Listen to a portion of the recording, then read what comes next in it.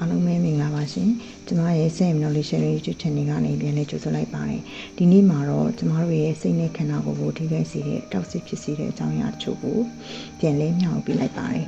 ကျန်းမာခြင်းကလက်ကြီးတစ်ပါးပဲဖြစ်ပါတယ်လူတစ်ယောက်ကျန်းမာဖို့ရာအတွက်ကကိုယ်ရောစိတ်ပါကျန်းမာနေမှသာလျှင်ကျန်းမာခြင်းတည်ပင်နေပြည့်စုံမှာဖြစ်ပါတယ်ကိုချမ်းမာပြီးတော့စိတ်မချမ်းသာအောင်ဆိုလို့ရှိရင်ကျန်းမာခြင်းလို့မဆိုနိုင်ပါဘူးမချမ်းမာတဲ့လူတစ်ယောက်ကဘလို့မှအောင်မြင်ပျော်ရွှင်ခြင်းဘဝကိုရရှိမှာမဟုတ်ပါဘူးကျမတို့ကတခါတလေမိမိကိုယ်တိုင်ကပဲကိုယ်နဲ့စိတ်ကိုတောက်ဆစ်ဖြစ်စေတဲ့အရာတွေကိုပြုလုပ်မိတတ်ကြတယ်တွေးတောမိနေတတ်ကြတယ်ဒါအပြင်တောက်ဆစ်ဖြစ်စေတဲ့ပတ်ဝန်းကျင်လုပ်ငန်းခွင်တွေမှာရှိနေနေပဲပို့ပြီးတော့တောက်ဆစ်ဖြစ်စေတဲ့ဒါကြောင့်မို့လို့ဒီနေ့မှာကျမတို့ကိုထိခိုက်နာကျင်စေတဲ့ကိုယ်ခန္ဓာနဲ့စိတ်ကိုတောက်ဆစ်ဖြစ်စေတဲ့အရာတွေကိုပြန်လဲမျှဝေပေးခြင်းဖြစ်ပါတယ်ကျမရဲ့ဗီဒီယိုလေးကိုလည်းပဲဆုံးထိကြည့်ပေးကြဖို့အကြံပြုရင်းကျမရဲ့ channel လေးကို like subscribe လုပ်ရသေးဘူးဆိုရင်လည်း like subscribe လုပ်ပေးကြဖို့အကြံပြုလိုက်ပါတယ်ရှင်ပထမဆုံးအနေနဲ့ကျမတို့ရဲ့စိတ်ကိုထိခိုက်စေတဲ့တောက်ဆစ်ဖြစ်စေတဲ့အဓိကအကြောင်းအရာလေးမျိုးကိုပြပြပေးချင်ပါတယ်။နံပါတ်1အကြောင်းအရာကတော့မိမိကိုယ်တိုင်ကအခြားသူတွေကိုကြည့်ပြီးတော့နှိုင်းယှဉ်နေခြင်းပါပဲ။ဥပမာ social media မှာပဲဖြစ်ဖြစ်ကိုယ့်ရဲ့ပတ်ဝန်းကျင်မှာပဲဖြစ်ဖြစ်အခြားသူတွေအောင်မြင်မှုတွေကိုအားကျအတူယူလို့ရပါတယ်။ဒါပေမဲ့မိမိရဲ့ဘဝနဲ့နှိုင်းယှဉ်ပြီးတော့မှစိတ်သက်သာနေမယ်ဆိုရင်ကိုယ့်ရဲ့စိတ်ကိုလေးလံစီပြီးတော့မှတိမ်ငယ်စိတ်ဝင်စီပါတယ်။ဒါကလည်းကိုယ့်ရဲ့စိတ်ကိုထိခိုက်စေတဲ့တောက်ဆစ်တစ်မျိုးပဲဖြစ်ပါတယ်။လူတစ်ယောက်နဲ့တစ်ယောက်ဖြစ်တည်မှုခြင်းရဲ့တည်မှုခြင်းမတူညီကြပါဘူး။ဒါကြောင့်မလို့တခြားသူရဲ့အောင်မြင်မှုတွေကိုအတူယူပါအားကြပါဒါပေမဲ့မနိုင်ရှင်ပါနဲ့။နံပါတ်2အကြောင်းအရာကတော့ကိုယ့်ရဲ့စိတ်ကိုထိခိုက်စေတဲ့တောက်ဆစ်ဖြစ်စေတဲ့အတွေးတစ်ခုကတော့ငါမတော်ဘူးငါမလုပ်နိုင်ဘူးလို့ကိုတွေးနေတဲ့ခံယူနေတဲ့ကိုညင်းညူနေတဲ့စကားတွေကြောင့်ဖြစ်ပါတယ်အဲ့ဒီခါမှာကိုယ့်ရဲ့ယုံကြည်မှုတွေကလည်းကြာဆင်းပြီးတော့မှကိုယ့်ရဲ့စိတ်တွေထိခိုက်လာမယ်တိမ်ငယ်စိတ်တွေဝင်လာပြီးတော့မှအောင်မြင်မှုလမ်းစားတွေလည်းပျောက်ဆုံးမှာပဲဖြစ်ပါတယ်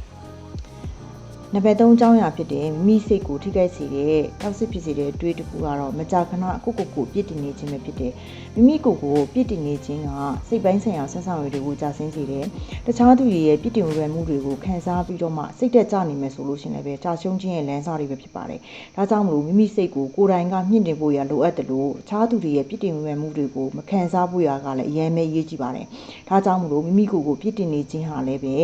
စိတ်ကိုထိခိုက်စေတဲ့တောက်ဆစ်တစ်မျိုးပဲဖြစ်ပါတယ်။တောင်းရဖြစ်တဲ့မိမိရဲ့စိတ်ကိုထိခိုက်စေတဲ့တောက်ဆစ်တစ်မျိုးကတော့မိမိကိုလက်မခံနိုင်ခြင်းပဲဖြစ်တယ်။အကယ်လို့မိတ်ဆွေကအမှားတစ်ခုကိုကျူးလွန်မိတဲ့အခါအဲ့ဒီအမှားကိုကိုယ်တိုင်ကသိရှိလက်ခံပြီးတော့မှပြပြင်နိုင်ရမယ်။ဒီအမှားပေါ်မှာတစ်ချိန်လုံးခံစားပြီးတော့မှမိမိကိုပြစ်တင်ဝေဖန်နေမယ်။ကိုလက်မခံနိုင်ဘူးဆိုလို့ရှိရင်ကိုမုန်းတီးစိတ်တွေမယုံကြည်စိတ်တွေကပို့ပြီးတော့များလာမယ်။အဲ့ဒီကံမှာအောင်မြင်မှုကလည်းပဲဘလို့မှရရှိနိုင်မှာမဟုတ်ပါဘူး။